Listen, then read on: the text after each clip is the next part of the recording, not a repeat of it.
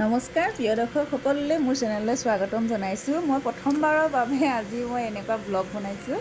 এই দেখিছেনে বইল বনাব লৈছোঁ। এইটো ভিডিঅ' মই দেৱলতাক দেখিছিলোঁ। দেৱলতাক দেখি ভাবিলোঁ মই নিজে আজি বইল বনাই খাওঁ। ইয়াত চাওক,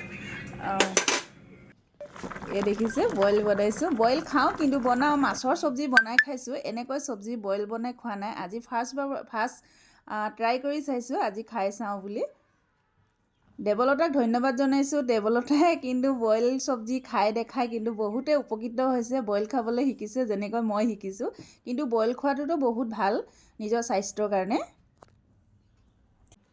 এই বিন কেপিচ আমাৰ ঘৰৰে হয়, নতুনকৈ লাগিছে। ফুলৰ টাবতে কেপিচমান লগাইছিলোঁ, কেইজোপামান গছ লগাইছিলোঁ। আজি নতুন ছিঙি আনিছোঁ, সেইকাৰণে কুমলীয়া সৰু সৰু হৈ আছে। এতিয়া বইল কৰিছোঁ খাবলৈ।